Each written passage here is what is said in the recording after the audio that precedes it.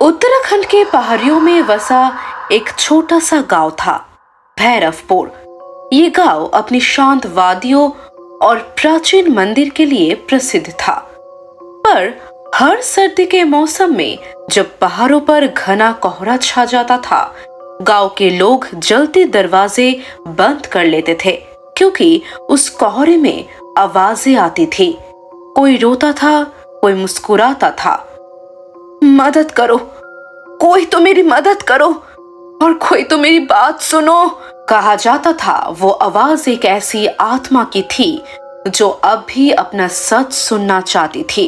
अनामिका एक युवा लेखिका थी जो रहस्यमय जगहों पर आधारित किताबें लिखती थी। वो भैरवपुर आई थी अपने नए उपन्यास के लिए रिसर्च करने। गांव के सरपंच ने उसे पुरानी देवी हवेली में ठहराया।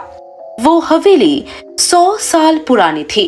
ऊंची दीवारें, टूटे दरवाजे और चारों तरफ घना जंगल। रात में सिर्फ उल्लू की आवाजें और हवा की सीटी सुनाई देती थी। अनामिका को ये सब रोमांचक लगा। उसे अंधेरे से डर नहीं लगता था, कम से कम तब तक जब तक उसने पहली बार वो आवाज नहीं सुनी। रात के 12 बजे टेबल पर जलती लालटेन हल्का हल्का डोल रही थी। अनामिका अपने नोट्स लिख रही थी, तभी दरवाजे पर धीमी दस्तक हुई। ठक ठक ठक। उसने पूछा, कौन है? कोई जवाब नहीं। फिर से वही दस्तक, इस बार थोड़ा तेज। वो डरते डरते दरवाजे तक गई। खोला, बाहर कोई नहीं था, सिर्फ घना कोहरा और दूर मंदिर की घंटियों की आवाज। जब वो वापस मुड़ी तो उसने देखा टेबल पर उसकी नोटबुक के ऊपर किसी ने कुछ लिखा था। मुझे बचा लो। उसके हाथ कांप गए। उसने कमरे का हर कोना देखा, कोई नहीं था। अगले दिन उसने गांव के बुजुर्ग हरिराम दादा से पूछा, इस हवेली में पहले कौन रहता था? हरिराम ने गहरी सांस ली। बेटी, ये हवेली कभी ठाकुर रघुनाथ सिंह की थी। उसकी बेटी वसुधा बहुत सुंदर थी, लेकिन ठाकुर ने उसका ब्याह एक क्रूर जमींदार से तय कर दिया। शादी से एक दिन पहले वसुधा ने कहा कि वो किसी और से प्यार करती है। ठाकुर ने गुस्से में उसे हवेली के तहखाने में बंद कर दिया। कुछ दिनों बाद वसुधा की लाश उसे तहखाने में मिली। कहा जाता है उसे जिंदा ही दीवार में चुनवा दिया गया था, और उसी रात से कोहरे में उसकी आवाजें गूंजती है। अनामिका को अब सब समझ में आ रहा था। वो जानती थी कि आवाजें असली है। उसने तय किया कि वो तहखाना ढूंढेगी। रात को उसने लालटेन लेकर नीचे की ओर जाने वाली सीढ़ियां ढूंढ ली। जैसे जैसे वो नीचे उतरती गई, हवा और ठंडी होती गई। नीचे एक भारी लोहे का दरवाजा था, जंग लगा हुआ, लेकिन थोड़ा खुला। वो अंदर गई। दीवारों पर पुराने रक्त के निशान थे। बीच में एक टूटी कुर्सी और दीवार पर उकरे हुए शब्द, सच दबाया जा सकता है, मिटाया नहीं जा सकता। अचानक पीछे से हवा चली और दरवाजा अपने आप बंद हो गया।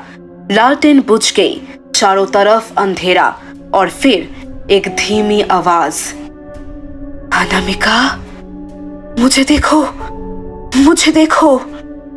वो पीछे मुड़ी। एक धुंधली आकृति खड़ी थी, सफेद कपड़ों में, चेहरे पर खून के निशान। वो थी वसुधा। वसुधा की आत्मा ने कांपती आवाज में कहा, उन्होंने कहा मैं पागल हूं, लेकिन मैं बस सच्चा प्यार चाहती थी। उन्होंने मुझे दीवारों में कैद कर दिया।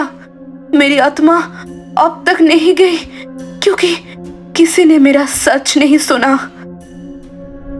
अनामिका ने कहा, मैं सुनूंगी तुम्हारी कहानी, मैं सबको बताऊंगी।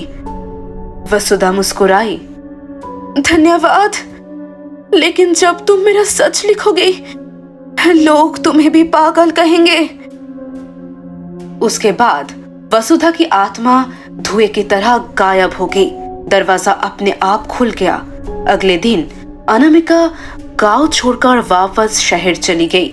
कुछ हफ्तों बाद उसकी नई किताब आई, कोहरे में दबी आवाजें। उसमें वसुधा की पूरी कहानी लिखी थी। किताब बहुत मशहूर हुई, पर कुछ अजीब हुआ। हर इंटरव्यू में जब भी अनामिका से पूछा गया आपको ये कहानी कैसे मिली, वो बस मुस्कुरा देती और कहती वो खुद मुझे सुनाने आई थी। 1 साल बाद अनामिका अपने कमरे में मृत पाई गई। पोस्टमार्टम में कोई कारण नहीं मिला, पर दीवार पर लाल स्याही से लिखा था, धन्यवाद अनामिका, अब मैं आजाद हूँ। और उसकी मेज पर रखी लालटेन अपने आप जल रही थी।